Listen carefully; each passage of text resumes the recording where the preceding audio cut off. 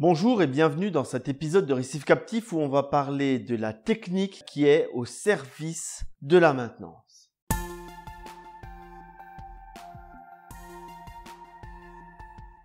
On me demande souvent comment avoir un beau bac avec de beaux coraux, quelle technique est infaillible, quels sont le matériel nécessaire pour avoir un beau bac, quels sont les meilleurs protocoles, les meilleurs appareils. Ça me pose problème. Parce qu'il n'y a pas de réponse unique à ça. Ce sont des bonnes questions et je ne suis pas sûr de toujours avoir la bonne réponse. Ça fait un petit peu prof de philo là, on est d'accord. On est un petit peu loin des épisodes habituels où vraiment j'explique les choses de façon simple. Là, c'est plus du concept. Mais c'est important histoire que vous compreniez un petit peu mes choix à moi et comment je vois notre hobby. Tout d'abord, avoir un beau bac.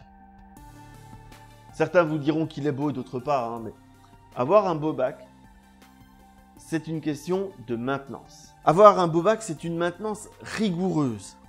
S'astreindre à une maintenance de qualité et régulière. Une action qui vous fait chier,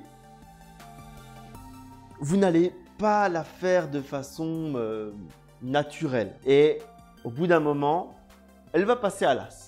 Et là, c'est le début de la fin. Et votre bac va vous le faire savoir très vite ou pas tout de suite. Mais quand vous le saurez, ce sera trop tard. Il faut donc s'équiper en fonction de sa capacité personnelle à s'astreindre à la maintenance du bac. Plus on a de temps à consacrer à notre aquarium, plus on pourra compenser un matériel ou des choix peu performants. Moins on a de temps. Et plus il faudra des systèmes fonctionnant seuls, sans entretien. L'extrême étant les personnes qui ne souhaitent pas consacrer de temps à la maintenance. Dans ce cas, l'appel à un prestataire est indispensable. Et cela donne des résultats souvent qu'on n'aurait pas espéré en étant seul, grâce à l'expérience du prestataire que vous avez choisi. La technique ne doit pas être une contrainte, mais une aide. On doit pouvoir se reposer dessus en toute confiance. Pour certains postes, il est, je pense, indispensable de prendre du matériel de qualité. Pour d'autres, un système moins cher peut suffire.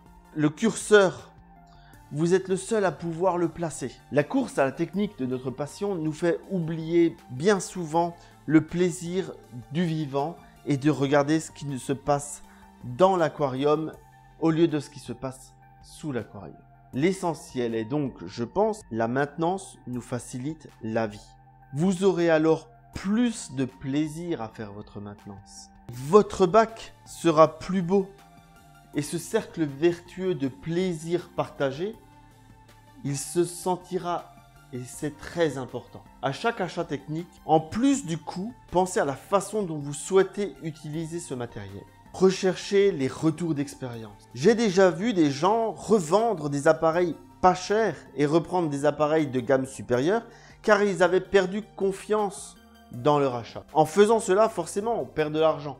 Il y a pour chacun du matériel qui lui correspond. Prenez le temps de comparer les ratios, les prix, le service rendu. Le moins-disant n'est pas toujours le plus intéressant.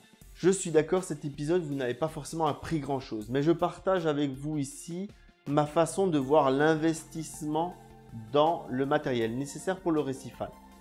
C'est une passion onéreuse, ça on l'a déjà vu, et on le sait. J'ai tendance à dire que oui, c'est onéreux, mais on peut faire des économies sur certains postes, tout comme il y a des postes où je ne serais vraiment pas prêt à faire des économies. Oui, j'ai des choses qui sont plus bas de gamme, j'ai des choses très haut de gamme et le tout fonctionne bien ensemble avec ma façon de faire la maintenance aujourd'hui. Si demain je devais changer ma façon de faire de maintenance, oui, je changerais certainement une partie de mon matériel. C'est une adéquation et on ne peut pas faire l'un sans l'autre. Je vous dis à bientôt pour un nouvel épisode de Récif Captif. J'espère que ça vous a plu. N'hésitez pas à partager cet épisode sur les forums, les réseaux sociaux et à commenter cette vidéo pour me poser vos questions.